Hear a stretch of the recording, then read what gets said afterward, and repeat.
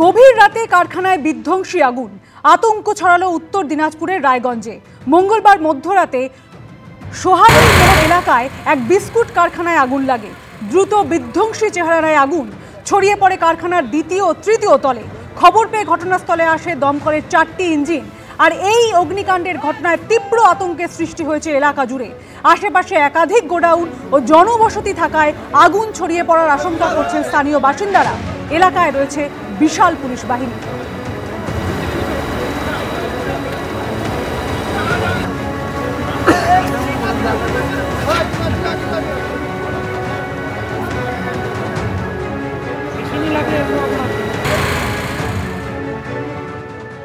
বাঙুর হাসপাতালে রোগী ও পরিজনদের বিরুদ্ধে তাণ্ডব চালানোর অভিযোগ উঠল।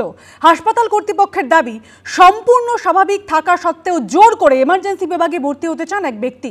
ওপিডিতে দেখানোর কথা বলার পরই শুরু হয় বচসা। অভিযোগ, জরুরি বিভাগের মেইন গেটের কাঁচ ভেঙে দেন ওই রোগী। পরে গলফ গ্রিন থানায় পুলিশ এসে পরিস্থিতি নিয়ন্ত্রণে আনে।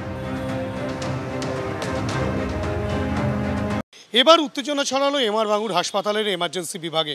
আমরা যেখানে দাঁড়িয়ে রয়েছি এখানেই কিন্তু আজ সকালবেলা যে ঘটনা ঘটে, শেখ গোড়া নামে এক ব্যক্তি, তিনি এমার্জেন্সিতে আসেন চিকিৎসা করানোর জন্য, যে তিনি শারীরিকভাবে অসুস্থ বোধ করছেন এবং তার পরবর্তী ক্ষেত্রে চিকিৎসকেরা দেখেন যে তিনি কিন্তু এমার্জেন্সিতে তার চিকিৎসার প্রয়োজন নেই, তাকে ওপিডিতে পাঠানোর জন্য চিকিৎসকরা পরামর্শ দেন। এরপরে একটা উত্তেজনার পরিস্থিতি হয় এমার্জেন্সির ভিতরে।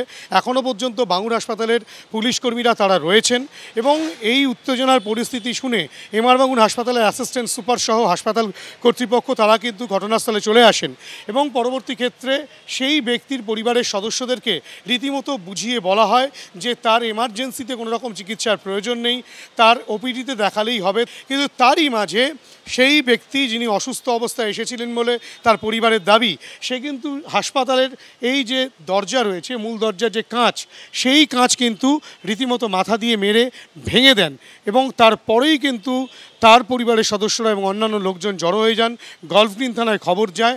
গলফ গ্রিন থানার পুলিশ কিন্তু গোটা বিষয়টি খতিয়ে দেখছে। যদিও হাসপাতাল কর্তৃপক্ষ সরাসরি যেটা বলছেন যে তার ব্লাড প্রেশার, তার ইসিজি সমস্ত কিছু স্বাভাবিক রয়েছে, তার কি সমস্যা রয়েছে সেই বিষয়টা খতিয়ে দেখা হচ্ছে এবং এই যে গোটা ঘটনা ঘটেছে সেই ঘটনার তদন্তের জন্য তারা গলফ গ্রিন থানাকে গোটা বিষয়টি জানিয়েছেন। ক্যামেরায় মদন সরকারের সঙ্গে হিন্দল দে, এবিপি আনন্দ, কলকাতা। স্বাস্থ্যসাথী প্রকল্পে অনিয়ম ঠেকাতে আরও কড়া রাজ্য সরকার। নতুন করে আরও একাধিক নিয়ম কার্যকর করা হলো। বেনিয়ম ঠেকাতে নেওয়া হবে আর্টিফিশিয়াল ইন্টেলিজেন্স বা এআই এর সাহায্য, করা হবে কঠোর শাস্তিমূলক ব্যবস্থা এবং মোটা অঙ্কের জরিমানা। স্বাস্থ্যসাথী প্রকল্প নিয়ে একাধিক বেসরকারি হাসপাতালের বিরুদ্ধে উঠেছে অনিয়মের অভিযোগ। তা ঠেকাতে এবার এই প্রকল্পকে একগুচ্ছ নিয়মের বেড়াজালে বাঁধল রাজ্য সরকার। সূত্রের খবর, হাসপাতালে ভর্তি, পরীক্ষা নিরীক্ষা, অপারেশনের আগে ও পরে এবং ছুটির সময় নির্দিষ্ট অ্যাপের সাহায্যে রোগীর ছবি ও ভিডিও তুলে পাঠাতে হবে স্বাস্থ্য ভবনে।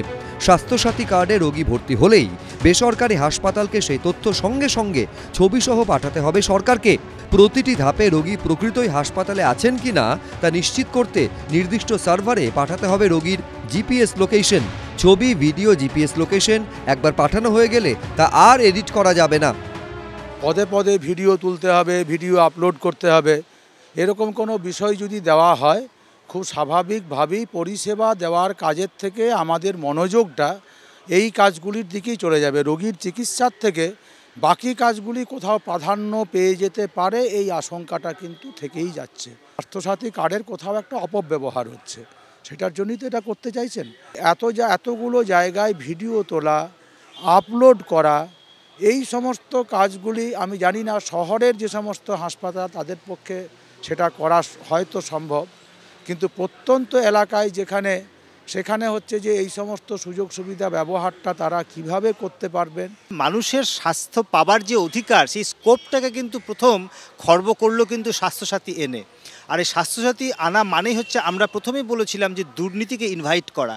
কারণ সরকারি কোষাগারের টাকা, সাধারণ মানুষের টাকা সরকার সরাসরি খরচ না করে থার্ড পার্টি টিপিএ কোম্পানিকে দিয়ে খরচ করানো। তার মানে তুমি এমন একটা ব্যবসায়িক সংস্থাকে তুমি ইনভলভ করছো যে দুর্নীতি করবে।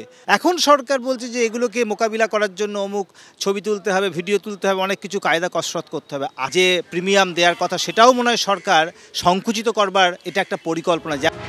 অ্যান্ড্রয়েড ফোনে জিপিএস অন করে পরীক্ষা নিরীক্ষা শুরু হওয়া মাত্রই নির্দিষ্ট অ্যাপ চালু করতে হবে। পরীক্ষা শেষ হলে সঙ্গে সঙ্গে জিপিএস অন করে অ্যাপ বন্ধ করতে হবে। যে অ্যাপের মাধ্যমে এই তথ্য পাঠাতে হবে তা হাসপাতালের 50 মিটার ব্যাসার্ধের বাইরে কাজ করবে না। সার্ভারে আপলোড করা ছবি ভিডিও জাল কিনা তা পরীক্ষা করবে আর্টিফিশিয়াল ইন্টেলিজেন্স। বলা হয়েছে, রোগীর ছবি না থাকলে বা ভুয়ো তথ্য আপলোড করলে স্বাস্থ্যসাথীর টাকা মেটাবে না সরকার। সংশ্লিষ্ট নার্সিংহোমের বিরুদ্ধে নেওয়া হবে কঠোর শাস্তিমূলক ব্যবস্থা, করা হবে মোটা অঙ্কের জরিমানা। সূত্রের খবর, একই নিয়ম লাগু করা হয়েছে স্বাস্থ্যসাথী কার্ডে ডায়ালিসিস, কেমোথেরাপি এবং অন্যান্য পরীক্ষা নিরীক্ষার ক্ষেত্রেও। সন্দীপ সরকার, এবিপি আনন্দ, কলকাতা।